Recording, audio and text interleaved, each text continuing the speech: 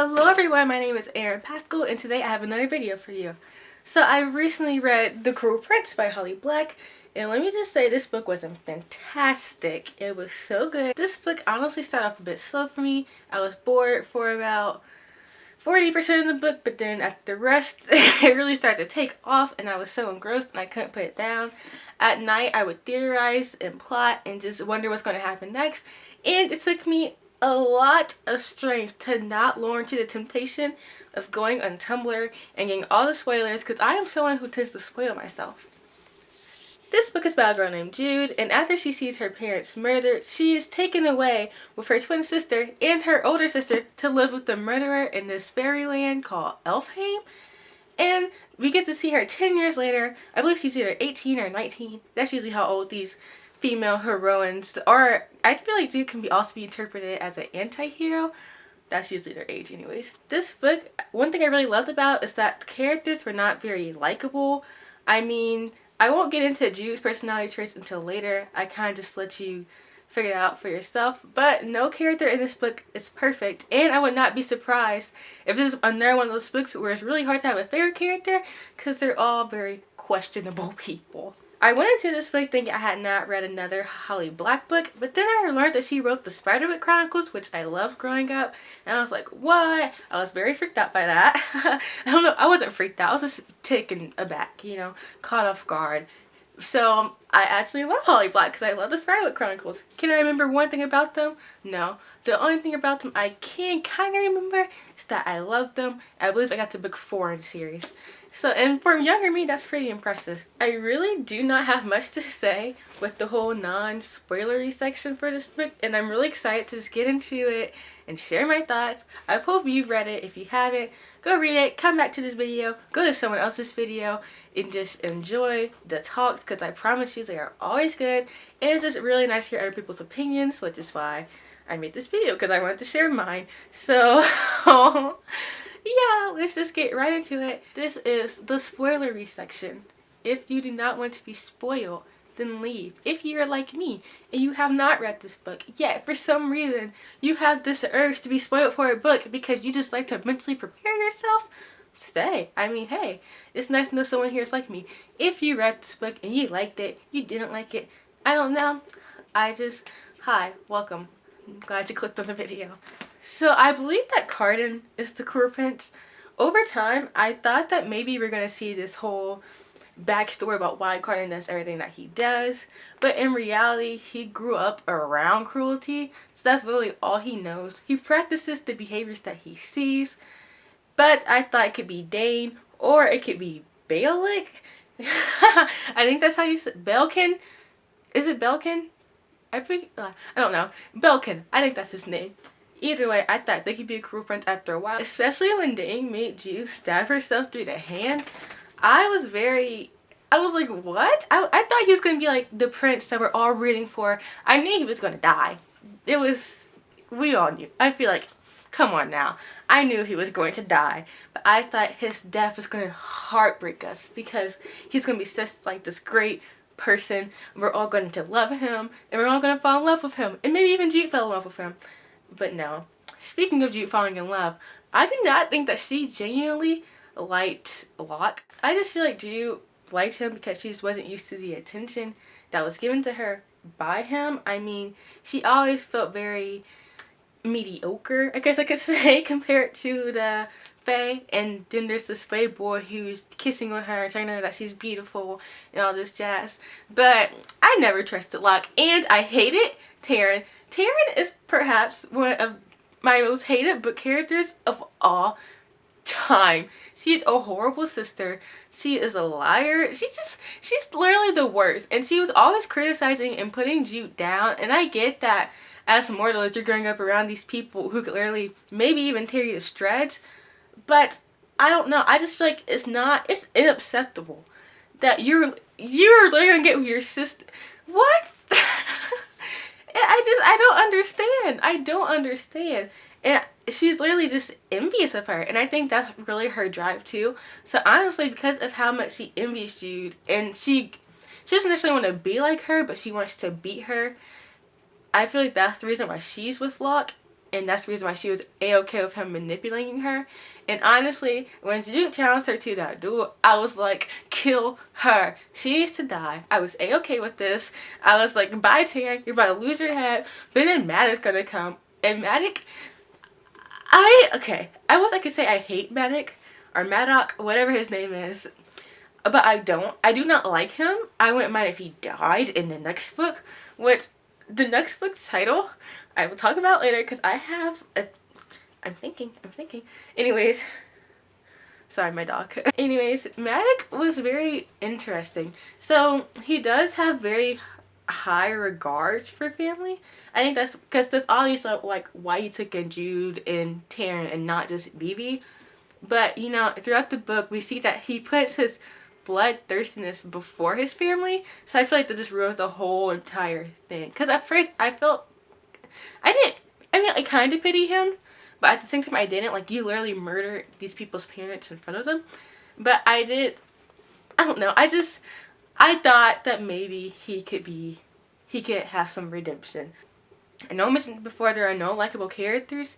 Even Jude is very flawed, and that's why why I love her, because she cheats, she lies, she kills, she's manipulative, but she's also kind of reasonable at times. I don't know, like there are some things that she did that I was like, I'm not sure I would want to do that because duh, but I get why you did it. Was it the best way to go about it? That is definitely arguable, but I don't hate her. I don't hate Jude. I love Jude, and I love the fact that she is a very gray character. She's not black and white at all. She's very much gray. And despite all those things that she's done, she still really does care about her family. I wish I could say friends, but she doesn't really have any. Speaking of which, when she betrayed Cardan, I felt bad for him. I feel like he's either going to become worst, or maybe, just maybe, he'll become better. Because there's definitely room for that. I don't think he was, I mean, like, he was cruel, but I don't think... Hi, my name is Anne, and my camera starts very abruptly. So, this may be like a really choppy part, but I believe I was talking about Cardan and how I don't think he was the cruelest person ever. But he was very, like, a bully. He was a bully, sometimes a bystander. I don't know. I don't think he was as bad as I thought he would be. I expected he kills people. He's over here chopping off heads, and it was his father. I thought that annoying little blonde kid from Game of Thrones. I cannot remember his name. He was the... I hated him. He was the Lannister kid. I think you just know who I'm talking about. Joffrey! I can't say that. Forget you, Joffrey. Forget you. But he was not like Joffrey. He was more like your playground bully. If anything. I don't know. I feel like that Valerian, oh my god. Him trying to kill Jude, I knew Jude was not going to die. But I was like, are you really that hurt? What are you trying to prove? Literally. If she's really that inferior to you, go on about your business. And a lot of people are already pretty much doubting her. So, I don't know. Just, why Valerian? And I did not pity him, because I think he deserved what he got. I personally want to know more about Oriana. I had a feeling her role was either going to be very significant or it's going to be very minor. I feel like her role is significant in the sense that without her, Oak would be dead, and a lot of stuff would happen that probably may have not been. Maybe it would have been for the best. I'll take that back. Either way, she actually did play a significant part. We may have not actually seen her play out that part, but I think that she'll keep on playing little significant parts throughout the series. And I hope Oak really does get to see her, because I think that's so sad. And like, even Vivi was like, so you want me to steal this kid away from his family? Somewhat like what Maddox did to us. And Jude's like, it will be for the better, which I do not think that Jude is wrong. But I don't know. I really do pity Oriana, and I do want to see more of her character. And I'm not sure if I like her, but I want to like her, and I want to have more opportunities to reach that point. That scene when Belkin kills all of his family, or basically all of his family, in the Great Hall or wherever they're at. I think it was the Great Hall. I do not know. I was more focusing on what was going on and not necessarily the scenery of it all. But either way, I was freaking out. He is quite possibly the most heinous person I've ever read. And we got so little of him. But him whipping Cardan, and I was like, what? And I really felt bad. Like, I did not like Dane. He also tried to murder his, well, he did murder his lover. I was gonna say mistress, but that's lover. And he tried to murder Oak. Well, I love Oak. Oak was so cute. I wanted to punch his little cheeks. Not punch him, but clench him, grab him. I don't know. He was just so cute of character. But Belkin was horrible. He killed his sisters, killed his father. He said, bye. Bye-bye. Oh, you don't wanna help me level up? Oh, okay. We're gonna level all the way down to the grave. That's what Homeboy said. And he meant it. He definitely kept his word. I like how monarchy worked in this world where only the descendants of Mab could be crowned king. Because I don't know, like, I knew there's gonna be drama in the family, because duh, because there also wasn't just like, okay, you're firstborn, you're automatically king or queen. But I like that I didn't have to be too concerned about everybody else. Doesn't make any sense. And I just thought that was a very interesting little twist, like, oh no, it can only be crowned upon someone's head who is a descendant of Mab, and the person crowning can only be a descendant of Mab. I thought that was interesting. Choking Jude in the tower, I literally fear for her. Dude, making her strip after she ate the apple? I think it was an apple. Yeah, that was a while ago, trust me. Like I said, this book started slow for me. It took me a while to read. Anyways, I was like, dude, no, what? I mean, it wasn't her fault. She's being manipulated, obviously, and strangled at one point. But I was very shocked. The Fae, they're not, like, almighty and powerful, but they're really cruel, for sure. I forgot to mention this earlier, but I love the way Holly Black writes her Fae or her Magicum. Who cares? I loved it. I'm used to Sarah J Maas or Maas Fae, where, you know, the Fae are very beautiful and all powerful. And that's kind of like the only Fae I've ever really read about. So that's kind of what I was expecting again, if I'm being honest. And I love how Holly wrote them when they were not as strong and powerful. There are ways to deflect their power. And it was nothing drastic. And also they had like horns and claws and tails. I love Cardan's tail. I thought it was so funny. Though I will say I did have a hard time imagining them for a while. And honestly, I'm still not sure how I imagine some of the characters. It's really hard for me to not imagine someone as human. Whether they have wings or they have claws or they have animalistic eyes. And looks like to someone. I would have, sorry, my dog. Mila, get away from the, Mila! You're messing up the, Mila! You're fine. You're not in trouble. Come here. You're fine. Awesome. Great. Great. I genuinely hope this is in focus. If not, then I am sorry. But either way, I'm about to wrap up this video anyways. I just became very stressed.